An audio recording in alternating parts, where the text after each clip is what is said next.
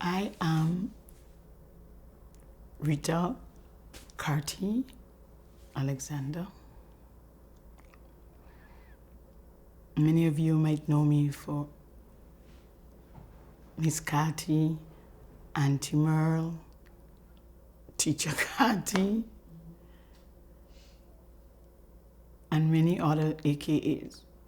But I'm here to let you know just a little bit of my story after losing my husband. Yes, I lost a very good friend. Someone I could tell anything about myself, about how I was feeling, and he never judged me. Patrick, his name, Patrick Carty, that's where I got the Carty from, loved me from the day he saw me. I remember me crossing the road from the church bus, coming off the church bus, and he was sitting on a porch, and he said, "This is going to be my wife." And I was like, "Wife?" Yeah, right. Because he had freckles, and I didn't like freckles. And I said, "Never." And I lived to eat those words, never. I found someone that loved me. I don't think anybody would love me the way he did. And I say that with no holding back, the love that I experienced. Never ashamed of me, even when I was not lovely. I made mistakes. I messed up a lot of times. But that love, that genuine love he showed, even on his dying bed, he was still lovely and shared love. Wanted to hear my voice sing. He didn't only show love to me, but to his children. We have 6 of them. We're quite busy. He loved his family. He loved his family very much. His mom, he loved her very much.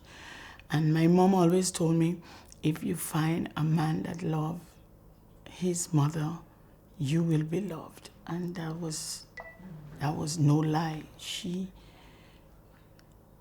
was so correct with that. The day Patrick died, went to meet his maker. It's a day I'll never forget. I'll never forget. I never knew that somebody would feel like they're going, but still wanted to praise God. Wanted to hear the songs that he chose for us to sing.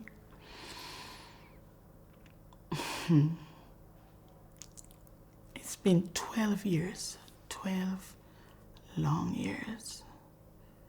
The 9th of January 2014, I will never forget. Never, ever, ever, ever, ever forget. Some days I'm okay. Some days I see somebody disrespecting their spouse or doing something that I know that he would not approve. And I would say, oh gosh, I wish I had that opportunity to just have him here so I can really show what the real deal is, the steps that person maybe could have taken instead of making a rash decision. I know many people might think that I was spoiled, but I believe he used the concept, love your wife as God loved the church. And he said, with the mess the church is in, and God still loves them, you can't do anything to stop me from loving you. And he stood by that. I love my wife. I love my wife. And sometimes people would say, yeah, wait when you make child number 3, and then child number 4 came, and child number 5 came, and child number 6. And he remained the same. I actually never had to get up in the night to feed a child, change a pamper, or anything like that. Patrick did that. So, that bond was it was tight. And seeing him on the bed, he died at home, seeing him on the bed, and I am asking, can I call the ambulance? Should I? Because I respected his views on a lot of things. And if he said he don't want that, hands off. I would not invade that space that he wanted to exit. So I didn't call. Close to his last breath, one of my friends were there. I think there were 2 of them, but one called the ambulance, and he was singing at that time. He had my daughter Joy and Isaac singing, Jehovah is your name. And then he went in, who is this king? Worship now his majesty. I was like, this is not real. This is not happening, but it happened. And I look around me and I see so many couples, persons who I believe have a lot of potential as a unit to set the right standards. And I see petty things coming their way and cause separation, cause children to go left, right, all over the place. If it's one thing he passed on to me, that anyone listening and really want to see their relationship move to another level, never make decisions when you're angry. Never, ever make a rash decision. You will agree to disagree, but don't nail it down. This is it, I live it. No, think. Your love, the memories that you make when you're head over heels, they don't vanish. Don't fully accept, they don't vanish. Because today, the memories that we made, and we could have made more memories, but I believe I stopped a lot of it because he was an adventurer. Wives out there, love your husband. Respect them. The husband's duty is to love you as Christ loved the church. Your duty is to respect. I know some might say, I am not going to be any doormat. No. When you show him respect, that just blooms the love that he will express to you. If you are hostile, that can be a hindrance. Let that humility come out of you, and love will flow from your husband to you. Trust me. I lay down some nights, and yeah, some nights can be lonely. I know those of you out there who have lost your husband, you know exactly what I'm talking about if you all had a strong bond.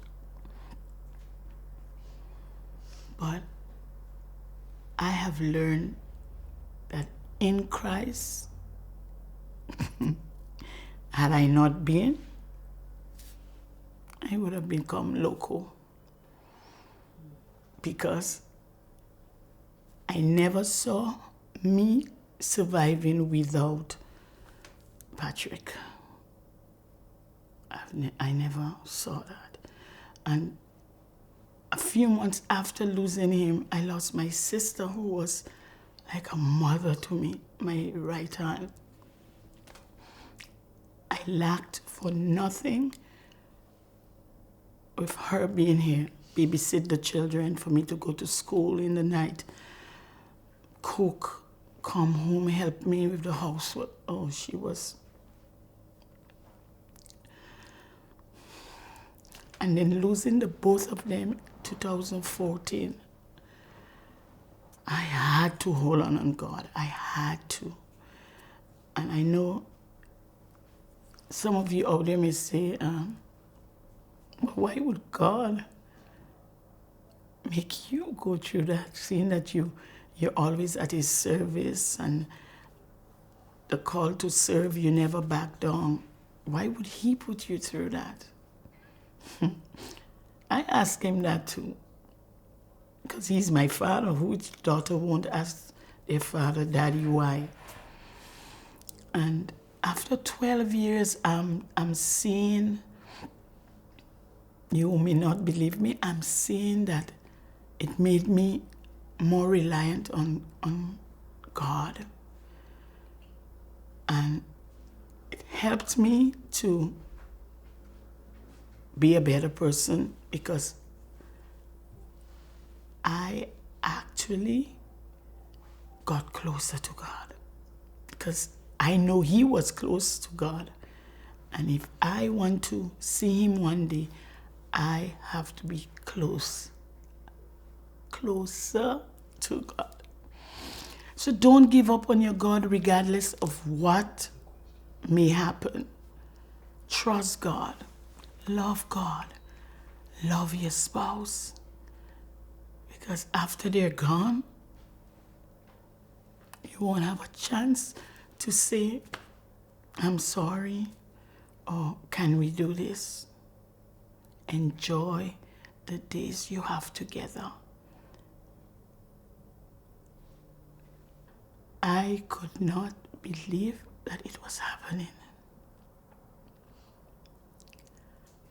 I remember putting my finger to get his mouth open back up, and I think I got a bit on the side because it clamped down on me. Because I was like, all that faith, all that talk about God, if it's his will, he will bring me out. If it's not his will, and he needs me to join him up there, Rita, this is what it is. And I couldn't believe I was experiencing it, seeing him close his eyes, seeing him give his last words, calling Isaac. And I was like I was in dreamland. And I actually slept in that room that night on that same bed. And it might sound foolish, I looked out of that porch. I had the curtains pulled across, hoping I would see him after the funeral, hoping I would see him walking from by the bedside to come home.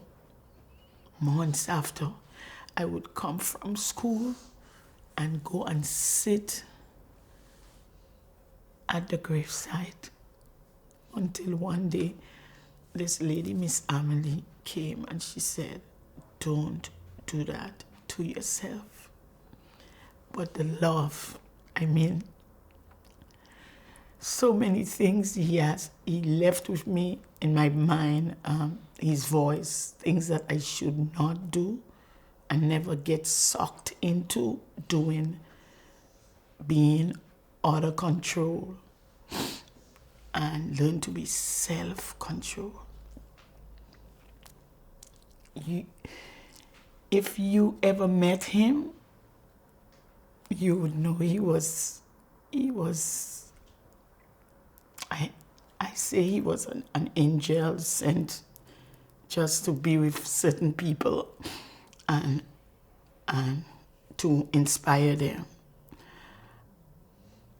And I know that me being linked with Kingdom Courtyard was not by chance. Audra was one person that he spoke so much about. She was younger, and I was thinking some night ago, he said that mic, she needs to have a mic. She needs to be at the mic. Nobody can stop her from being on the mic. And today I see Audra out there speaking at conferences and worshiping God, and I'm like, how did he know that that was going to happen in the future? That was the kind of person my husband was. Do I miss him? I do. I do miss him. And I don't know if I will meet up on another angel like that. Another person that will love me for who I am. Patrick did just that. And widows out there, I know quite a few since I have been a widow. I know quite a few persons that have lost their spouse or their partner. And they stay closed in, they're in the house. They don't want to go anywhere. No, I don't think your partner, if they really loved you, would want you not to bloom. And I do my little go for my walks, love God. If anybody knows me, I'll sing out. I don't need a mic. I could sing out his praise and worship him wherever, in my car, on my job. I just love God. Regardless of the fact that I lost two special people, my sister and my husband, in the same year. Both of them were my support. I wondered which God would do that. Would God do that to me? But it happened. And today, I see my children, they're all grown, all six. They're all grown, working. And I am alive. I am alive. I love my job. And I try my best to represent Christ wherever I am, as a widow. Missing my husband. Missing him so much.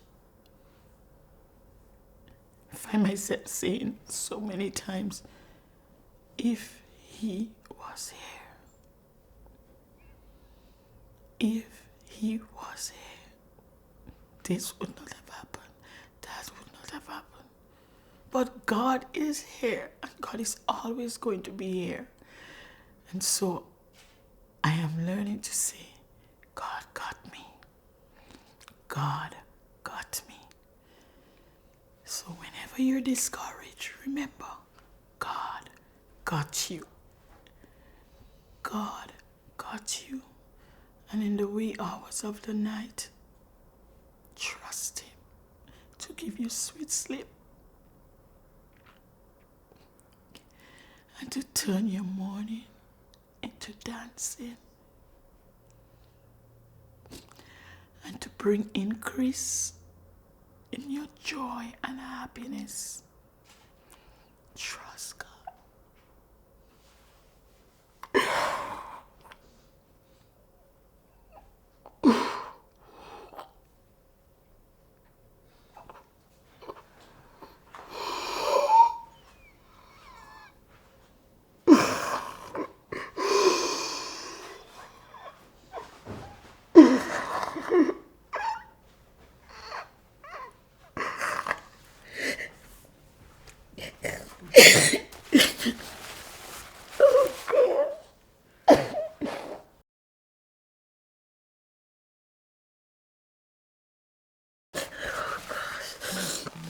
Oh gosh, oh gosh, oh gosh, oh gosh, oh gosh, oh gosh.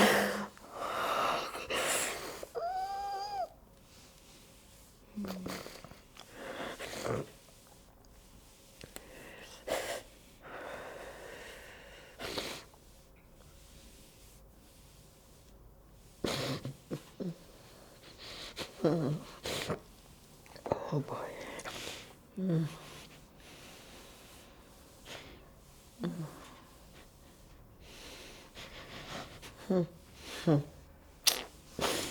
Oh boy. Sorry about that.